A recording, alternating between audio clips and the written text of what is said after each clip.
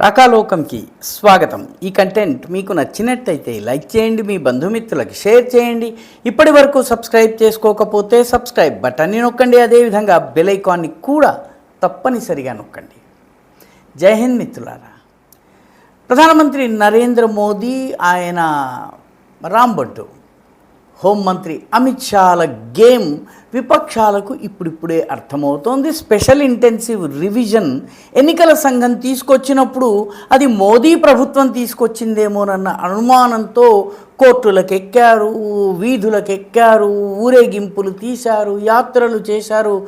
Supreme court కూడా special intensive revision ఎన్నికల సంఘం చేపట్టవలసినటువంటి బాధ్యతాయుతమైన చట్టబద్ధమైనటువంటి కర్తవ్యం కాబట్టి ఎస్ఐఆర్ని ఎలా చేయాలి, ఏం చేయాలన్నది ఎన్నికల సంఘానికి సంబంధించినటువంటి విషయం అన్నది చాలా స్పష్టంగా చెప్పింది. అంతేకాకుండా ఈ ఎన్నికల ఓటర్ల జాబితా యొక్క సమగ్ర సవరణ స్పెషల్ ఇంటెన్సివ్ రివిజన్లో విదేశీయులు పట్టుబడ్డట్టయితే, విదేశీ మూలానికి చెందిన వాళ్ళు ఉన్నట్టయితే, సందిగ్ధ పౌరసత్వానికి సంబంధించిన కేసులు ఉన్నట్టయితే డీ ఓటర్స్, డౌట్ఫుల్ ఓటర్స్ అంటారు అస్సాంలో వీళ్ళని. ఈ డీ ఓటర్స్ని ఏం చేయాలి, వీళ్ళని ఎన్నికల సంఘం ఏం చేస్తుందని ప్రశ్నిస్తే ఒక చాలా తెలివైనటువంటి రాజకీయ నాయకుడు ఈ ప్రశ్నతో సుప్రీంకోర్టుకు వెళ్తే సుప్రీంకోర్టు తాజాగా ఇచ్చిన తీర్పులో కాంపిటెంట్ అథారిటీకి ఈ డేటా అంతా కూడాను ఎన్నికల సంఘం ఇవ్వాలి అంది. కాంపిటెంట్ అథారిటీ ఎవరు? వీళ్ళు దేశీయుల, విదేశీయుల, స్వదేశీయుల అన్నది డిసైడ్ చేసేది ఎవరు? ఫారినర్స్ చట్టం ప్రకారం వీళ్ళ యొక్క దేశీయత, విదేశీయత, వీళ్ళు అసలు భారతీయ పౌరుల అక్రమంగా వచ్చారా, వీళ్ళు ఈ దేశంలో ఉండడానికి వీళ్ళకి ఎలా వీళ్ళు వచ్చారు, ఏమిటి, ఇదంతా తేల్చేది ఫారినర్స్ని గుర్తించేటటువంటి విభాగము. ఆ విభాగము హోంమంత్రిత్వ శాఖ అధీనంలో ఉంటుంది. హోంమంత్రిత్వ శాఖ అమిత్ షా చేతిలో ఉంటుంది. దానివల్ల ఈ కోర్టుకు వెళ్ళి చాలా తెలివిగా కోర్టులో వాదించామని భావించిన వాళ్ళు బంతిని అమిత్ షా కోర్టులోకి పంపించారు.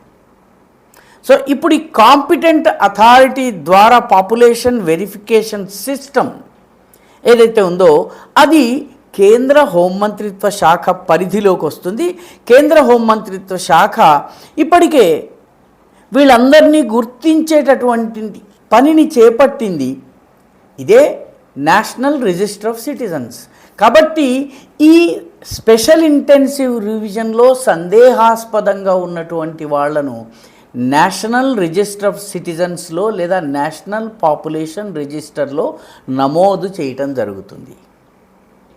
కాబట్టి దేన్నైతే కుహనా సెక్యులర్ పార్టీలు ఇంతకాలంగా వ్యతిరేకిస్తున్నాయో అది చేసేందుకు కావలసినటువంటి సామాను, సరంజామాను, సాధనాల్ని వాళ్ళే సుప్రీంకోర్టుకి వెళ్ళి తద్వారా హోంమంత్రికి ఇవ్వడం జరిగింది.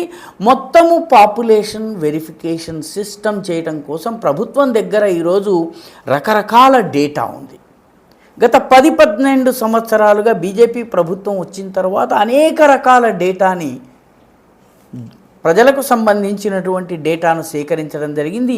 ఈ డేటానంతా కోరిలేట్ చేసినట్లయితే విదేశీయుల గుర్తింపు జరుగుతుంది, సందిగ్ధ పౌరుల గుర్తింపు జరుగుతుంది, డబుల్ ఎంట్రీలు గుర్తింపు జరుగుతుంది. అదేవిధంగా అనేక లొసుగులు, అక్రమాలు బట్టబయలవుతాయి.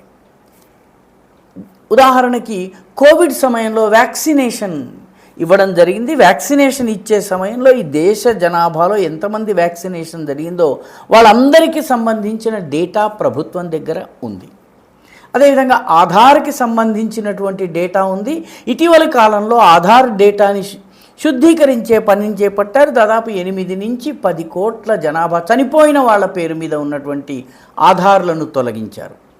అంటే ఆధార్లను క్లీనప్ చేసే ప్రాసెస్ కూడాను ఇదే సమయంలో నిశ్శబ్దంగా జరుగుతోంది. చాలా రాష్ట్రాల్లో, అస్సాం కావచ్చును, ఉత్తరప్రదేశ్ కావచ్చును, బెంగాల్ కావచ్చును, కొత్త ఆధార్ కార్డు పొందాలన్నట్టయితే నేరుగా జిల్లా కలెక్టర్, జిల్లా కమిషనర్ అంటారు కొన్ని చోట్ల, డిస్ట్రిక్ట్ మ్యాజిస్ట్రేట్ అంటారు కొన్ని చోట్ల, వాళ్ళ పర్యవేక్షణలో మాత్రమే ఆధార్ కార్డులు ఇవ్వడం జరుగుతుంది. కాబట్టి ఆధార్ విడుదల ప్రక్రియను మరింత నియంత్రణలోకి తీసుకుని రావడం జరిగింది. తప్పుడు పేర్లను తొలగించడం జరిగింది. ఈ దేశంలో ఉన్న బర్త్ సర్టిఫికెట్ల డేటాని కూడా శుద్ధీకరిస్తే దాదాపు 8 కోట్ల పేర్లను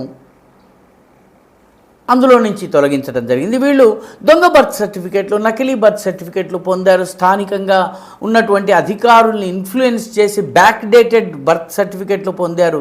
కాబట్టి ఈ పేర్లన్నింటినీ తొలగించడం జరిగింది. స్పెషల్ ఇంటెన్సివ్ రివిజన్కి సంబంధించి చనిపోయినటువంటి ఓటర్లు,